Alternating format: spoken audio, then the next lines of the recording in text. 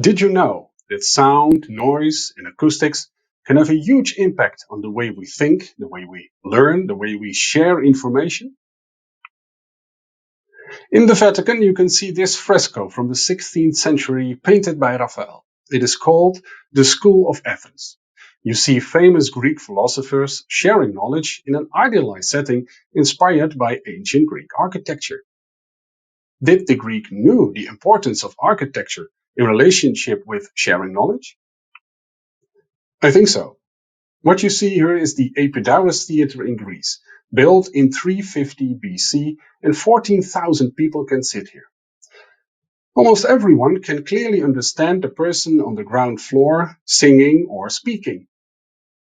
And they didn't have a microphone back then. So how come? Researchers found out that the rock being used, it absorbs the lower frequencies. And in this case, that's the chatter of the people and the rushing of the leaves. So did the Greek knew? I think so.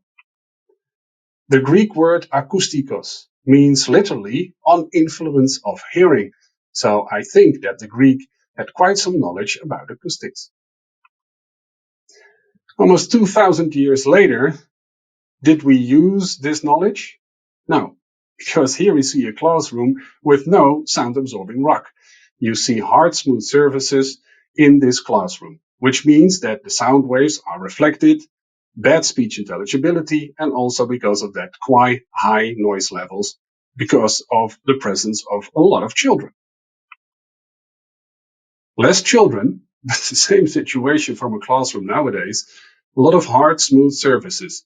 So what you miss here is sound-absorbing materials to have good speech intelligibility and to lower the sound levels.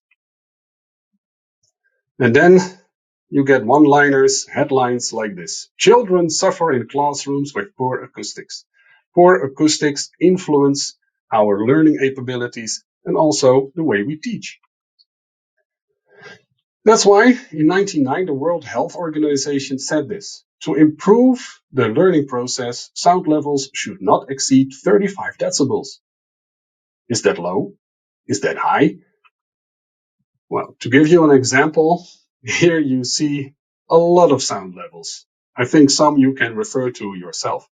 Me speaking on 1 meter distance is 60 decibels. So then you can figure out how low 35 decibels is. And then there is also the fact, when will you get hearing damage? That all depends on how long you are exposed to these noise levels. And then there's also the annoyance factor. Already from 70 decibels, you can get really annoyed. So how is it with these noise levels when it comes to education? Well, as you can see here, the average is from, let's say, 60 to above 80. The peak levels are actually quite high. Those peak levels are a big influence on our health. Because what you see here are the noise levels measured in a classroom in the morning. But what they did, they also measured the heart rate of the students. And then you see, every time a noise level goes up, also the heart rate goes up. And that's unhealthy. A very important parameter to control noise levels, to control acoustics, is the refiberation time. And here I will let you hear different kinds of refiberation times. Many factors influence speech intelligibility. Many factors influence speech intelligibility. Many factors influence speech intelligibility. Many factors influence speech intelligibility. So you can hear that the speech intelligibility is improving when the reverberation time goes down. To give you an example of some reverberation times, here you see an overview of reverberation times from 0.6 to 0.9 and how it affects the students and the teachers. Because students behave quite noisily in a surrounding where you have higher reverberation times. The teachers are getting quite impatient when the reverberation time is around 0.9. And the other way around, the lower the reverberation time, the more silence the students can work. So this is a classroom from nowadays, sort of how it should be.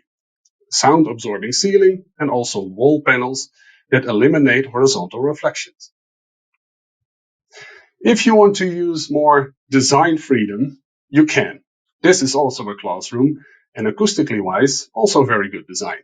Especially the wall panels that you see here, very good to improve speech intelligibility. So it can be done. We started with philosophers. Let's also end with a philosopher, Confucius. He said this: silence is a true friend who never betrays.